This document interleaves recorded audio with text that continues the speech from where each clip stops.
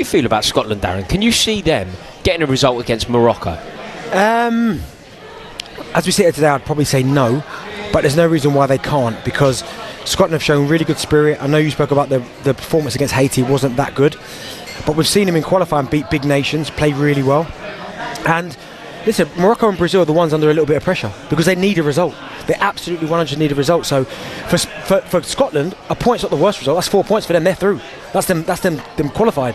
So can I see them getting a result against Morocco? I can. I don't think they will. I think Morocco will beat them, but there's no reason why they can't. Some of the narrative has been that the pressure's off a little bit because this isn't the first game back at a World Cup, but it's against a team like Morocco. Does it feel that way for the players?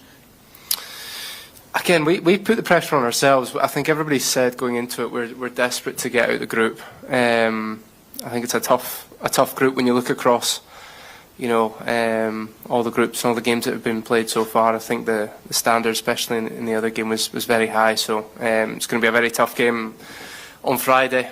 And the man that leads them, he leads from the back by example, but he's got license to go and play. Yeah, Hakimi. It's interesting because you look at all the players they've got. But Hakimi's the leader, as you said, and he is the driving force. He plays from right back, but he plays like a right winger. He's part of a really, really sound defence, a really solid defence, but so much of their good work comes down that right flank from him. You've got obviously Brahim Diaz ahead of him, so you've got a PSG player and a Real Madrid player. That sums up the level that Morocco are at. But I think Hakimi he's clearly the best right back in the world. I don't think that's up for debate. And the engine he's got on him is unbelievable, and Scotland are going to have to be so switched on against him now. But this is going to be a test, and it's going to be a really, really pivotal head-to-head, I think. But if you can stop Hakimi getting, into those areas, then you can stop part of Morocco's kind of arsenal of danger that they've got. But he is without doubt their talisman, their star, and their leader, as you say. And what a player he is! Even if people are better than you, or teams are better than you, or people don't believe in you, doesn't mean you should just give up. See, just in Morocco, there's been a lot of talk about how good they are, top 10 team in the world, star players. You say you want to win every game. What makes you believe you can actually go and beat Morocco? Right? Because of my team and my teammates that I train with. For every time I'm away, we've got a fighting spirit. We're together, and what I've grown up in my sporting career. You never write out a underdog, even if people are better than you, or teams are better than you, or people don't believe in you. Doesn't mean you should just give up. And I think we can definitely get another 2 wins in this tournament. It's tournament football; anything can happen. It's been really difficult for teams to win, which you can see with recent results from all over the tournament. So yeah, it's going to be difficult, but I just believe in myself. I believe in my team and the manager and all the fans that have travelled over as well. They help us in winning games. Morocco have got a way of playing, and they've got intelligent players and athletic players that are all over you, but they've got top quality. So you need to guard against that. We probably need to improve the initial controlling of the game at certain points, and that isn't just the opposition. That's the heat. That's the intensity of the game. It's not like you're back home and guys can just run for 90 minutes consistently. You need to manage the game better when it's so hot. So these are different small aspects, but the game plan will be different. We've come up against teams that are as good as Morocco in recent years and gone toe-to-toe with them. So that's where we need to kind of draw confidence from. We're not naive enough to think we're going to go and dominate possession and limit them to 0 chances. We need to keep those numbers as low as possible and do our bit when we do get the chance to hurt them. So we're going to dive into the Morocco team in a bit more depth, and indeed there's going to be a lot of discussion about how Scotland will line up, so we'll touch on that too. So Mohamed Abou, as we said, he's been in charge, 5 friendlies, 3 wins against Paraguay, Burundi and Madagascar, then 2 draws in lead up against Ecuador and Norway, and then obviously another draw against Brazil. So just before we look at the kind of breakdown of the team, what did you make of Morocco in that opening game against Brazil? Certainly the first 25 minutes looked as though they were capable of anything. Yeah, they did, and I thought they also finished quite well too. I just think they're a good team. I just think they don't look out of place against that level of opposition, but I just felt that they have everything, as I said, and they don't I think as well as the talent, they've also got belief, they've got clear confidence, they have players who are operating at a very high level for their clubs.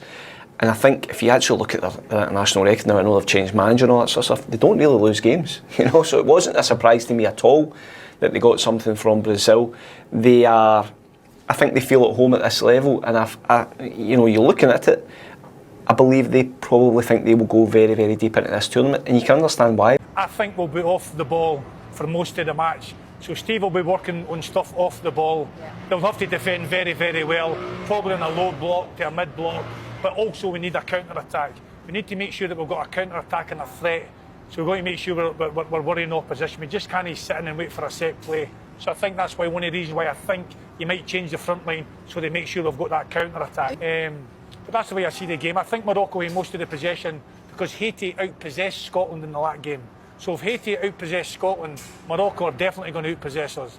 So it's going to be what we're going to have to defend very well off the ball, and we need a threat. We definitely need a threat up front, a bit of pacing behind. Victory against Haiti, it wasn't pretty, but we're moving on now because if we win 5 or 6 games like that, it doesn't matter. But there's no doubt that the next opponent up for Scotland is a whole different test altogether. Morocco, we've been looking at them, they've got a new head coach in Mohamed Wabi after the previous one left. On the surface, Morocco have got a better ranking than Brazil. Mm-hmm.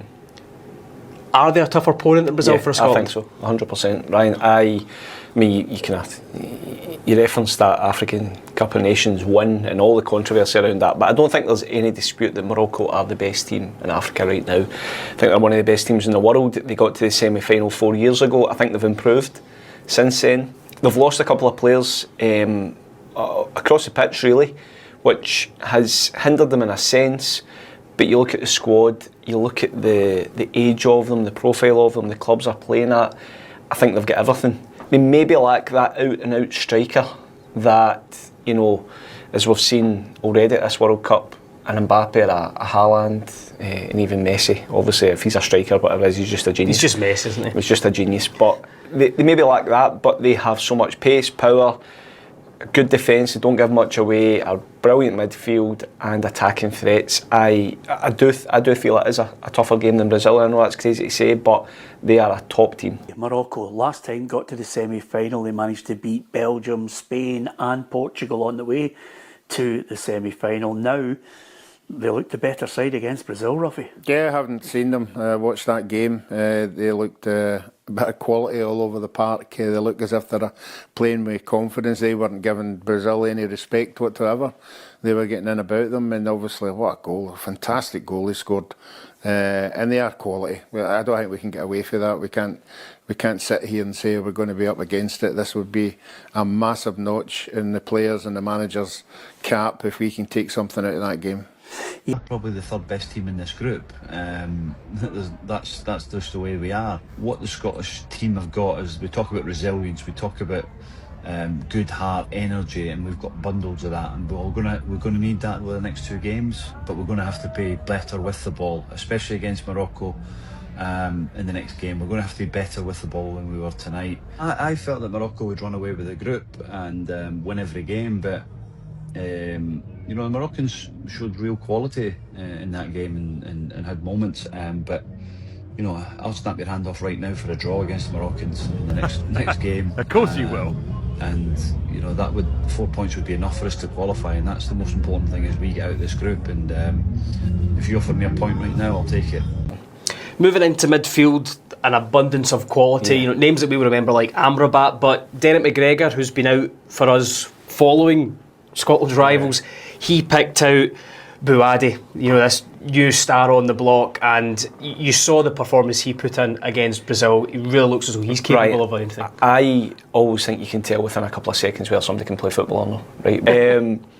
What a player he is. He's only 18. He just moves so well. He's so comfortable on the ball. His everything about him, it was perpetual motion. He was so quick at everything he did. It was done with quality, and you start looking at him, watching the game, and he's only just declared for Morocco.